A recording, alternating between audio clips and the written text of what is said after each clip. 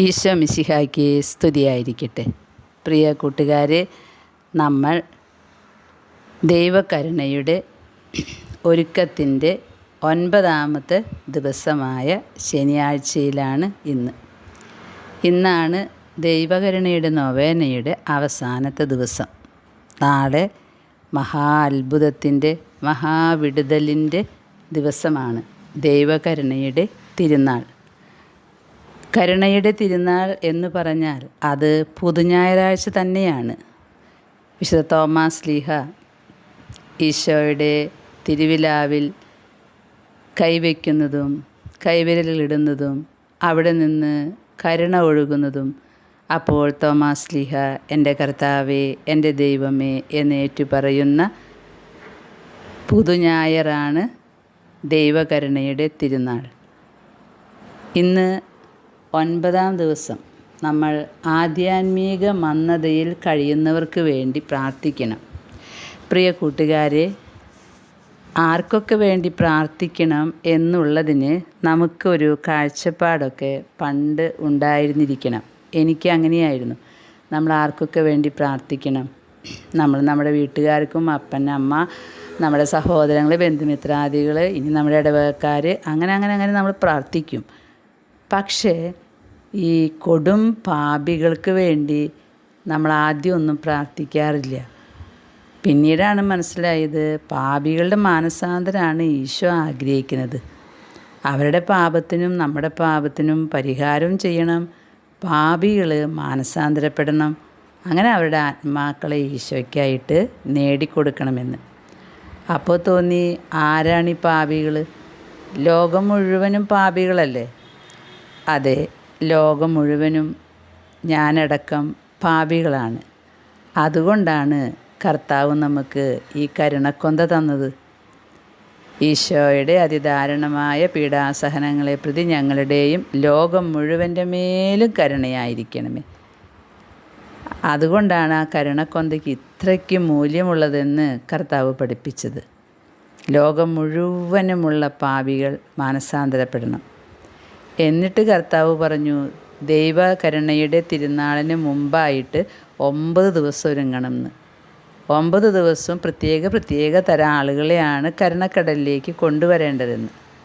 അങ്ങനെ 9ാമത്തെ ദിവസം ഈശോ പറഞ്ഞു, ഇന്ന് ആധ്യാത്മികമായ മന്ദതയിൽ കഴിയുന്നവരെ. നമ്മൾ ഒരു നിമിഷം ഒന്ന് ചിന്തിച്ച്, നമ്മുടെ കുടുംബത്ത്, നമ്മുടെ ബന്ധുമിത്രാദികളിൽ ആരൊക്കെയാണ് ആധ്യാത്മികമായിട്ടുള്ള ഒരു ചിന്തയുമില്ലാതെ മന്നോഷണമായിട്ട് കഴിയുന്നത് എന്ന് ആദ്യമേ തന്നെ നമുക്ക് ഇന്നൊന്ന് ചിന്തിക്കാം. നമ്മുടെ ബന്ധുക്കളിൽ, നമ്മുടെ യുവജനങ്ങൾ, നമ്മുടെ ബന്ധത്തിൽ തന്നെയുള്ള യുവ കുട്ടികളുണ്ടല്ലോ, അവരൊക്കെ എങ്ങനെയാണ്? പ്രിയ സഹോദരങ്ങളെ, ഞാനൊരിക്കൽ ഇങ്ങനെ ചിന്തിച്ചപ്പോൾ ശരിക്കും സങ്കടം വന്നുപോയി. ഒരുപാട് മക്കൾക്ക് ഈശോയിൽ വിശ്വാസമില്ല. അവർ നല്ല ഹാപ്പിയായിട്ട് ജീവിതം നയിച്ചുകൊണ്ട് പോവുക. സമൃദ്ധിയാണ്, സമൃദ്ധി, നല്ല ജോലി, നല്ല ചുറ്റുപാടുകൾ, അടിപൊളി ജീവിതം. അങ്ങനെ ഞാൻ ഒരു കുട്ടിയോട് പറഞ്ഞപ്പോൾ എന്നെ കണ്ടിട്ട് അതിന് ചിരി വന്നിട്ട് വയ്യ. കാരണം ഇതെന്ത് പ്രാന്താ ഈ ആൻറ്റി പറയണേ? എന്തിനെങ്ങനെയൊക്കെ വിഷമിച്ച് ജീവിക്കണത്? എന്തിനാണ് സഹനമൊക്കെ എടുക്കണേ? നമ്മുടെ കയ്യിൽ പൈസയുണ്ട്, അടിച്ച് പൊളിച്ച് ജീവിക്കണം, മരിക്കുമ്പോൾ മരിക്കണം, അതോടുകൂടി അത് കഴിഞ്ഞു. ഈയൊരു വിശ്വാസത്തിലാണ് ഇവരൊക്കെ. ആധ്യാത്മികമായിട്ട് ഒന്നുമില്ല. ഇപ്പോഴത്തെ ശരീരത്തിൻ്റെ ആരോഗ്യം, ഇപ്പോഴത്തെ ജോലി, അതനുസരിച്ച് മുന്നോട്ട് പോവുക, പഠിക്കണം, വലിയ ആളാവണം, ഒന്നുകിൽ ഡോക്ടർ അല്ലെങ്കിൽ എൻജിനീയർ അല്ലെങ്കിൽ വലിയ സ്ഥാനങ്ങളിലിരിക്കണം. അവരുടെ മനസ്സിൽ ആധ്യാത്മികമായിട്ടുള്ള ആത്മീയ കാര്യങ്ങളേ ഇല്ല. മരിച്ചതിന് ശേഷം ഒരു ജീവിതം ഉണ്ടെന്നൊക്കെ പറയുമ്പോൾ കഷ്ടം എന്നാ പറയണേ. കഷ്ടം എന്തൊക്കെയാണ് ഈ പറഞ്ഞ് പിടിപ്പിക്കുന്നത്? മരണത്തോടു കൂടി കഴിഞ്ഞു. അപ്പം നമ്മളൊരു ചോദ്യം ചോദിക്കുകയാണെന്ന് നോക്കി, അങ്ങനെയാണെങ്കിൽ ഈ ലോകത്തിലേക്ക് നമ്മളെയൊക്കെ പറഞ്ഞു വിട്ട ഒരാളുണ്ടല്ലോ, അതൊന്നും അവരുടെ മനസ്സിലില്ല. ആത്മീയമായിട്ട് മന്ദോഷണമായിരിക്കുന്ന ആളുകൾ, അല്ലെങ്കിൽ പേരിനൊരു കുർബാന കൂടി, അത്ര തന്നെ. എന്ത് ഇങ്ങനെ ചിന്തിക്കുന്ന മന്നോഷണരായിട്ടുള്ള ആത്മാക്കൾ, ഇവർ കുറേയധികം വേദന ഈശോയ്ക്ക് കൊടുക്കുന്നുണ്ട്. അതുകൊണ്ട് ഈ ആളുകൾക്ക് വേണ്ടി, ആധ്യാത്മികമായിട്ട് മന്ദതയിൽ കഴിയുന്നവർക്ക് വേണ്ടി നമ്മൾ പ്രാർത്ഥിക്കണം. ഒരിക്കൽ വിശുദ്ധ ഫൗസ്റ്റീന മരണത്തോളം വന്നൊരു രോഗപീഠയിലായിട്ട് പുരോഹിതൻ വന്ന് അവൾക്ക് രോഗീലേപനം നൽകിയ വശം രോഗാവസ്ഥയിൽ നിന്ന് മോചനം കിട്ടി, മരുന്നുണ്ടായിരുന്നു. അപ്പോൾ ആ സഹനങ്ങളൊക്കെ ദൈവകാരുണ്യത്തിൽ ആശ്രയിക്കാത്ത പാപികൾക്ക് വേണ്ടി അവൾ കാഴ്ചവെച്ചു അത്രേ. ദൈവകാരുണ്യത്തെ അറിയാത്തവർ, ദൈവകാരുണ്യത്തിൽ ആശ്രയിക്കാത്തവർ. ഇതിപ്പോൾ ചിലരോടൊക്കെ പറയുമ്പോൾ കരുണയുടെ തിരുനാളാണ്, അങ്ങനെയൊക്കെയാണെന്ന് പറയുമ്പോൾ കരുണയോ? ദൈവകാരുണ്യത്തിൽ നമ്മൾ ആശ്രയിക്കണം. എന്താ ആശ്രയിക്കണം? ദൈവകാരുണ്യത്തിൽ, കരുണയിൽ ആശ്രയിക്കുക. അവർക്കൊന്നും അറിഞ്ഞുകൂടാ, ഇതെന്താ ഈ പറയണേന്നാണ് ചോദിക്കുന്നത്. അപ്പോൾ ദൈവകാരുണ്യത്തിൽ ആശ്രയിക്കാത്ത പാപികൾക്ക് വേണ്ടി നമ്മുടെ സഹനങ്ങൾ കാഴ്ചവെക്കാം. ഫൗസ്റ്റീനമ്മ അങ്ങനെ കാഴ്ചവെച്ച ഉടനെ അവളുടെ മുറിയിൽ കറുത്ത ഭീകര രൂപികൾ പ്രത്യക്ഷപ്പെട്ടു എന്നാണ് പറയണേ. എന്നിട്ട് അവർ കഠിനമായ വെറുപ്പോടും രോഷത്തോടും കൂടെ പല്ല് കടിച്ചു. എന്നിട്ട് പറഞ്ഞു, നീയും നിൻ്റെ ഉള്ളിലുള്ളവന് ശപിക്കപ്പെടട്ടെ, കാരണം നീ ഇതാ ഞങ്ങളെ നരകത്തിൽ പോലും പീഡിപ്പിക്കാൻ തുടങ്ങിയിരിക്കുന്നു എന്ന്. അപ്പോൾ ദൈവത്തിൽ ആശ്രയിക്കാത്ത ഒരു പാപിക്ക് വേണ്ടി, ഒരു ആധ്യാത്മിക മന്ദോഷ്ണതയിൽ കഴിയുന്നവരെ നമ്മൾ മനസ്സിൽ കണ്ടുകൊണ്ട് ഒരു കരുണക്കൊന്ത ചൊല്ലുകയോ നമ്മുടെ സഹനങ്ങൾ അവർക്ക് വേണ്ടി കാഴ്ചവെക്കുകയോ ചെയ്യുമ്പോൾ നരകത്തിലെ പിശാച് പല്ല് കടിക്കാൻ തുടങ്ങും അവൻ. അപ്പോൾ സ്വാഭാവികമായും ഇങ്ങനെ പ്രാർത്ഥിച്ച ആളെ അവൻ പീഡിപ്പിക്കും. അത് ശരിയാണ്. പക്ഷേ നമ്മൾ പൊരുതി നിൽക്കണം. കാരണം നരകത്തിൽ പോലും അവന് കിടക്കപ്പൊറുതി ഇല്ലാതാവും. നമ്മൾ ഈശോനെ അറിയാത്തവർക്ക് വേണ്ടി കരങ്ങൾ ഉയർത്തി നമ്മുടെ സഹനങ്ങൾ കാഴ്ചവെക്കണം. സഹനമാണ് വേണ്ടത്. സഹനം കാഴ്ചവെക്കുമ്പോഴേ മാനസാന്തരം നടക്കുകയുള്ളൂ, അത്ഭുതങ്ങൾ നടക്കുകയുള്ളൂ. ഇങ്ങനെ പിശാച് അവളോട് ശപിക്കപ്പെടട്ടെ എന്നൊക്കെ പറഞ്ഞു വന്നപ്പോൾ അവൾ ശാന്തമായിട്ട് പറഞ്ഞു, ദൈവവചനം മനുഷ്യനായി നമ്മുടെ ഇടയിൽ വസിച്ചു എന്ന് പറഞ്ഞ ഉടനെ അവർ അപ്രത്യക്ഷമായി എന്നാണ് പറയുന്നത്. ഈശോ പറഞ്ഞു, ഈശോയോട് ഫൗസ്റ്റീന പറഞ്ഞു, ഈശോയെ അങ്ങനെ കൊണ്ടുപോകുന്ന ഞാൻ വിചാരിച്ചത്. ഈശോ പറഞ്ഞു, ഇല്ല, നിനക്ക് കുറച്ചു കാലം കൂടി നീ ലോകത്തിൽ ജീവിക്കണം. നിൻ്റെ സ്നേഹം കുറേ കൂടി തീവ്രമാകാനുണ്ടെന്ന്, കുറച്ചുകൂടി തീവ്രമാകണം. നിർമ്മല സ്നേഹം, അതിൻ്റെ പൂർണ്ണതയിൽ നീ എത്തുമ്പോഴേ ഞാൻ നിന്നെ കൊണ്ടുപോകുള്ളൂ. പ്രിയ കൂട്ടുകാരെ, നമുക്ക് നമ്മുടെ ഹൃദയത്തിലെ സ്നേഹമൊന്ന് എടുത്തു നോക്കാം. വിശുദ്ധ ഫൗസ്റ്റീന ഈശോയെ മാത്രം ധ്യാനിച്ചിരിക്കുന്ന ഒരാളോടാണ് ഈശോ പറയുന്നത്, നിൻ്റെ സ്നേഹം കുറേ കൂടി തീവ്രമാകാനുണ്ട് എന്ന്. നമുക്ക് ഈശോയോടുള്ള സ്നേഹം എന്തുമാത്രമാണ്, നമുക്ക് പാപികളോടുള്ള സ്നേഹം എന്തുമാത്രമാണ്. എവിടെയെങ്കിലും ഒരാൾ കെട്ടിത്തൂങ്ങി മരിച്ചു എന്ന് പറയുമ്പോൾ കെട്ടിത്തൂങ്ങി മരിച്ചാൽ ഇങ്ങനെയാണ് ചിലർ പ്രതികരിക്കുക. എവിടെയെങ്കിലും മയക്കമരുന്ന് അടിച്ച് പിള്ളേർ നശിച്ചാൽ അതെ നന്നായി. പ്രിയ കൂട്ടുകാരെ, നമ്മുടെ ഹൃദയത്തിൻ്റെ മനോഭാവമാണ് ഈശോ നോക്കിക്കൊണ്ടിരിക്കുന്നത്. എവിടെയെങ്കിലും പാപികൾ ക്രൂരമായ പാപം ചെയ്യുമ്പോൾ നമ്മുടെ ഹൃദയം വിങ്ങുന്നുണ്ടോ? അതോ മരവിച്ച പോലെ ഞാൻ എൻ്റെ കാര്യം നോക്കട്ടെ, എൻ്റെ ബിസിനസ് നോക്കട്ടെ, അവിടെ അവരൊക്കെ ചെയ്തു വെച്ചാൽ പിന്നെ അതിൽ നിന്ന് എന്തെങ്കിലും നമുക്ക് ലാഭം ഉണ്ടാക്കാനാണോ നോക്കുന്നത്? കർത്താവ് പറയാണ്, നിൻ്റെ ഹൃദയത്തിൻ്റെ നിർമ്മല സ്നേഹം തൂക്കി നോക്കിയാണ് അന്ത്യവിധി ഉണ്ടാവുക. നമുക്ക് എല്ലാവരെയും സ്നേഹിക്കാൻ, പ്രത്യേകിച്ച് പാപികളോട് സ്നേഹം നമ്മുടെ ഹൃദയത്തിൽ നിറച്ച് തരണമേ എന്ന് പ്രാർത്ഥിക്കാം. മാത്രമല്ല, നമ്മുടെ കൊച്ചു സഹനങ്ങൾ മുഴുവൻ സന്തോഷത്തോടെ സഹിച്ചാൽ അതെല്ലാം പാപികൾക്ക് വേണ്ടി കാഴ്ചവെക്കാം. നമ്മുടെ ജീവിതത്തിൽ കുറേ സഹനങ്ങളുണ്ടാകും, കുടുംബത്തിലുണ്ടാകും, സമൂഹത്തിലുണ്ടാകും. നമ്മൾ എന്ത് ചെയ്യുന്നു അതിനെതിരെ ചെയ്യുന്നവരും എതിരെ പറയുന്നവരും ഉണ്ടാകും. അപ്പോഴൊക്കെ ക്ഷമയോടെ മിണ്ടാണ്ട് നിന്നാൽ, ചിലപ്പോഴൊക്കെ വീടുകളിൽ നമുക്ക് കാണാം, നമ്മൾ ഒതുക്കി വെച്ച സാധനങ്ങൾ വേറെ ആൾ വന്ന് വലിച്ചു വാരിയിടും. ദേഷ്യം വരുമല്ലേ? അപ്പോൾ നമ്മൾ ഒതുക്കിയിട്ട കസേര അതാ വന്നിരിക്കണു വേറെ രീതിയിലാക്കിയിടും. നമ്മൾ വഴിയൊക്കെ റെഡിയാക്കി വരുമ്പോൾ അവിടെ നശിപ്പിച്ചിടും. അങ്ങനെ നിങ്ങൾക്കുണ്ടായിട്ടില്ലേ അനുഭവങ്ങൾ വീടുകളിൽ? അതുപോലെ തന്നെയാണ് സമൂഹമായിട്ട് ജീവിക്കുന്നവരും. ഒരാൾ നല്ല വൃത്തിയും വെടുപ്പൊക്കെ ആക്കണമെന്ന് നോക്കുമ്പോൾ മറ്റേ ആൾക്കാർ വന്ന് നശിപ്പിക്കും. ഭ്രാന്ത് വരും നമുക്കല്ലേ, തലയിൽ ഭ്രാന്ത് വരും, ദേഷ്യം വരും. ഈശോ പറയാണ് ഇങ്ങനത്തെ അവസരത്തിലൊക്കെ ക്ഷമയോടെ അത് സഹിച്ചാൽ അത് നമുക്ക് ദണ്ഡവിമോചനങ്ങൾ കിട്ടുന്ന പറയുന്നത്. നമ്മുടെ കുടുംബത്തിലെ ജോലികൾ ക്ഷമയോടെ ചെയ്യുമ്പോൾ, സ്നേഹത്തോടെ ചെയ്യുമ്പോൾ നമുക്ക് ദണ്ഡവിമോചനമുണ്ട്. അപ്പോൾ ആ ദണ്ഡവിമോചനമൊക്കെ പാപികൾക്ക്, നമ്മുടെ ശുദ്ധീകരാത്മാക്കൾക്ക് വേണ്ടി കാഴ്ചവെക്കാം, പാപികൾക്കല്ല. ദണ്ഡവിമോചനം പാപികൾക്ക് കാഴ്ചവെക്കാൻ പറ്റില്ലോ. പക്ഷേ നമ്മൾ നന്നായിട്ട് ക്ഷമിച്ച് ആരോടും മുറുമുറുക്കാതെ ഈ സഹനമൊക്കെ ഏറ്റെടുക്കുമ്പോൾ അതിൻ്റെ പ്രാർത്ഥനാഫലം പാപികളുടെ മാനസാന്തരത്തിനായിട്ട് കാഴ്ചവെക്കാം. ഈശോ പറയാണ്, എൻ്റെ മകളെ, ആത്മാക്കളെ നേടിയെടുക്കാനുള്ള ഏക വില സഹനമാണ്. കുരിശിലെ എൻ്റെ സഹനത്തോട് ചേർത്ത് വയ്ക്കുന്ന സഹനം. അതുപോലെ പരിശുദ്ധ അമ്മ പറയാണ്, എൻ്റെ മകളെ, ഞാൻ നിന്ന് ആവശ്യപ്പെടുന്നത് പ്രാർത്ഥനയാണ്. എപ്പോഴും പ്രാർത്ഥിച്ചുകൊണ്ടിരിക്കണം. അതെങ്ങനെയാണ് എപ്പോഴും പ്രാർത്ഥിച്ചുകൊണ്ടിരിക്കുക? ജോലിയൊന്നും ചെയ്യണ്ടേ? അപ്പം അമ്മ പറയാണ്, എല്ലാ ജോലികളും ചെയ്തു, പക്ഷെ അരൂപിയിൽ പ്രാർത്ഥിക്കണം. അരൂപിയിൽ ഒരു വ്യക്തിക്ക് എപ്പോഴും പ്രാർത്ഥിക്കാൻ കഴിയും.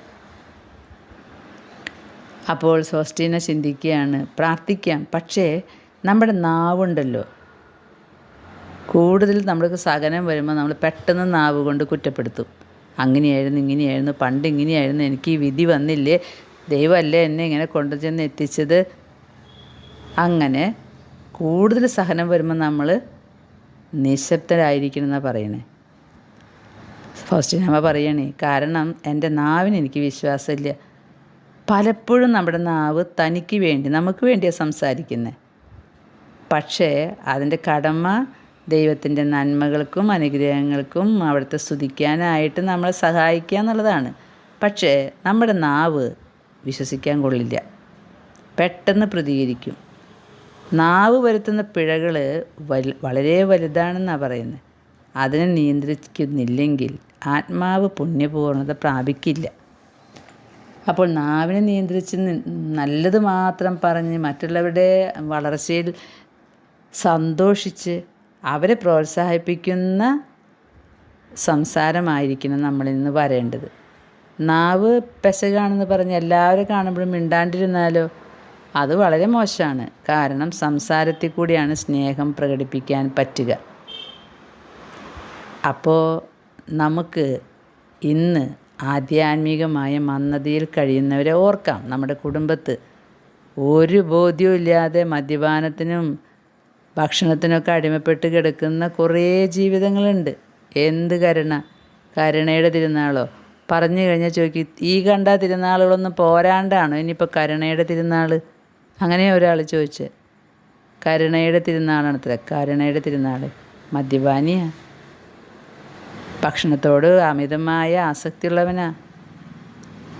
അവരുടെ ഏക വിചാരം ഭക്ഷണം കഴിക്കണം, മദ്യം കഴിക്കണം, ജോലി ചെയ്യണം, നടക്കണം. എന്ത് കരുണ! പ്രിയ സഹോദരങ്ങളെ, നമുക്കിങ്ങനെയുള്ള എല്ലാവർക്കും വേണ്ടി മനമുരുകി പ്രാർത്ഥിക്കാം. ഈശോ എന്തുമാത്രം വേദനിക്കുന്ന ഇങ്ങനത്തെയുള്ള ആളുകളെ നോക്കിയിട്ട്. അപ്പോൾ ഈശോയുടെ വേദനയിൽ ഈശോനെ ആശ്വസിപ്പിക്കാനായിട്ട് ഈശോ കാണുന്നതും നമ്മുടെ സഹനം മാത്രം. അമ്മ കാണുന്നത് പ്രാർത്ഥനയും സഹനവും.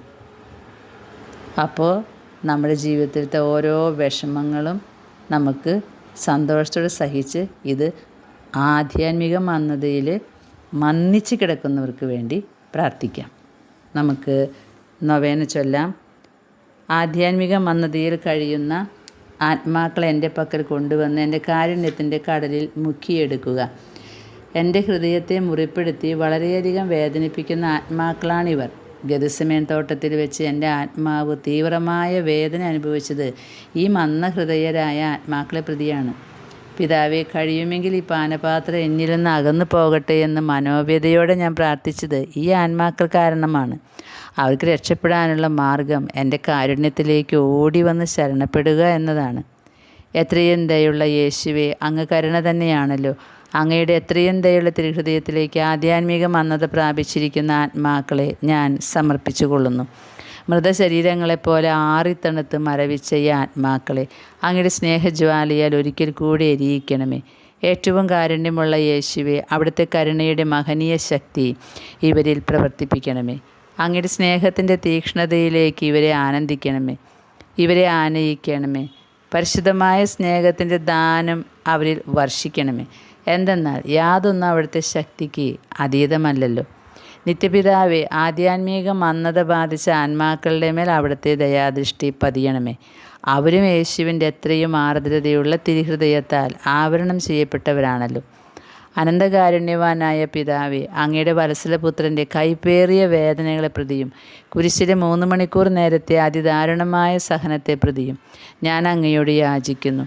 അവരും അങ്ങയുടെ അഗാധമായ കാരുണ്യത്തെ പാടിപ്പുകഴ്ത്തുവാൻ സംഗതിയാക്കണമേ എന്ന്. ആമേൻ. സ്വർഗസ്ഥനായ ഞങ്ങളുടെ പിതാവേ, അങ്ങയുടെ നാമം പൂജിതമാകണമേ. അങ്ങയുടെ രാജ്യം വരണമേ. അങ്ങയുടെ തിരുമനസ്സ് സ്വർഗത്തിലെ പോലെ ഭൂമിയിലുമാകണമേ. അന്നന്ന് വേണ്ട ആഹാരം ഇന്ന് ഞങ്ങൾക്ക് നൽകണമേ. ഞങ്ങളോട് തെറ്റ് ചെയ്യുന്നവരോട് ഞങ്ങൾ ക്ഷമിച്ചതുപോലെ ഞങ്ങളുടെ തെറ്റുകൾ ഞങ്ങളോട് ക്ഷമിക്കണമേ. ഞങ്ങൾ പ്രലോഭനത്തിൽ വീഴാനിടയാകരുതേ. ദുഷ്ടാരൂപേ, ഞങ്ങൾ രക്ഷിച്ചുകൊള്ളണമേ. ആമേൻ. നന്മ നിറഞ്ഞ മറിയമേ, സ്വസ്തി, കർത്താവ് അങ്ങയോടുകൂടെ സ്ത്രീകളിൽ അങ്ങ് അനുഗ്രഹിക്കപ്പെട്ടവളാകുന്നു. അങ്ങയുടെ ഉദരത്തിന് ഫലമായ ഈശോ അനുഗ്രഹിക്കപ്പെട്ടവനാകുന്നു. പരിശുദ്ധ മറിയമേ, തമ്പുരാൻ്റെ അമ്മയെ, പാപികളായ ഞങ്ങൾക്ക് വേണ്ടി എപ്പോഴും ഞങ്ങളുടെ മരണസമയത്തും തമ്പുരാനോട് അപേക്ഷിച്ചുകൊള്ളണമേ. ആമീൻ.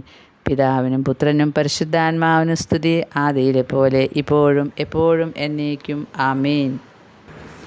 ദൈവകാരുണ്യത്തിൻ്റെ ലുത്തിനിയ ചൊല്ലാം. ദൈവകരുണയുടെ ജപമാല ചൊല്ലാം. ഇന്നേ ദിവസത്തെ എല്ലാ സഹനങ്ങളും ആധ്യാത്മികമായ മന്നിപ്പിൽ കഴിയുന്നവർക്ക് വേണ്ടി നമുക്ക് കാഴ്ചവെക്കാം. നാളെ ദൈവകരുണയുടെ തിരുനാൾ ദിവസം.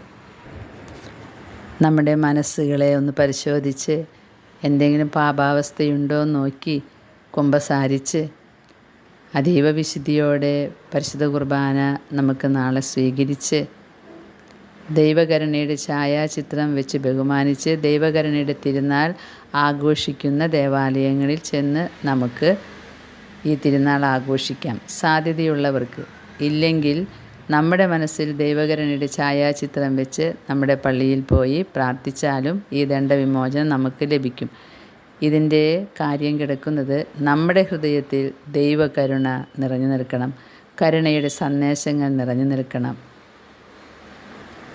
അതുകൊണ്ട് തന്നെ കർത്താവ് നമ്മോട് പറയുന്നുണ്ട്, കർത്താവിൻ്റെ കരുണ വലിയതാണ്. ഇനിയിപ്പോൾ ഒരു പള്ളിയിൽ പോയി ദൈവകരുണയുടെ തിരുനാൾ ആഘോഷിക്കുന്ന പള്ളിയിൽ പോകാൻ പറ്റിയില്ല എന്ന് വിചാരിച്ച് വിഷമിക്കരുത്.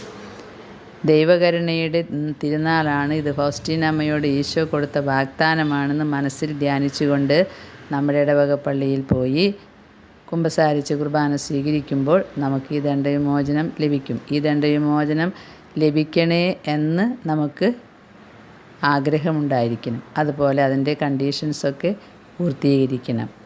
പരിശുദ്ധ പിതാവിൻ്റെ നിയോഗാർത്ഥമുള്ള പ്രാർത്ഥനകൾ ചൊല്ലണം. നമുക്ക് ദൈവത്തോട് പ്രാർത്ഥിക്കാം. ഈ കരുണയുടെ തിരുനാളിൽ പൂർണ്ണ ദണ്ഡവിമോചനം ഞങ്ങൾക്ക് പ്രാപിക്കാൻ ഞങ്ങളെ അനുഗ്രഹിക്കണമേ എന്ന്. ദൈവം യേശു കർത്താവിൻ്റെ കരുണയുടെ ആഴക്കടലിലേക്ക് നമ്മളെ കോരിയെടുക്കും. നമുക്കതിന് ശക്തിയില്ലെങ്കിലും ദൈവം മാലാഖമാരെ വിട്ട് നമ്മെ കരുണക്കടലിൽ മുക്കിയെടുക്കും. നമുക്ക് പൂർണ്ണ ദണ്ഡവിമോചനം കിട്ടും. ഒരു മനുഷ്യനായതുകൊണ്ട് പൂർണ്ണ പരപ്രസാദാവസ്ഥ നമുക്കുണ്ടാവില്ല. അതിന് കുഴപ്പമില്ല. എങ്കിലും ദൈവത്തിൻ്റെ നീതിക്കനുസരിച്ച് നമുക്ക് അത്രയും ദണ്ഡവിമോചനം കിട്ടും. ഒരിക്കൽ ഈശോ ഫൗസ്റ്റീനായോട് പറഞ്ഞു, ഒരു ദിവസം ശുദ്ധീകരണ സ്ഥലത്ത് കിടക്കേണ്ടത് നീ ഈ സഹനത്തിൽ കൂടെ ഒഴിവാക്കിയെന്ന്. അവിടുത്തെ ഒരു ദിവസം എന്ന് പറഞ്ഞാൽ ഇവിടുത്തെ എത്ര 1000 വർഷങ്ങളാണ് എന്നാണ് പറയുന്നത്. പ്രിയ സഹോദരങ്ങളെ, നമുക്ക് നാളത്തെ തിരുനാളിന് വേണ്ടി ഒരുങ്ങാം. ദൈവം നമ്മളെ അനുഗ്രഹിക്കും. ഈശോയുടെ കരുണ അത്രയും വലുതാണ്.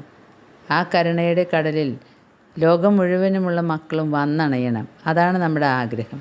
അതിനുവേണ്ടി നമുക്ക് യാചിച്ച് പ്രാർത്ഥിക്കാം. ഈ ദിവസങ്ങളിൽ കരുണക്കൊന്ത കൂടുതലായി ചൊല്ലി അനേകം ആത്മാക്കൾ ഈശോയിലേക്ക് അടുപ്പിക്കാനായിട്ട് ശ്രമിക്കണം.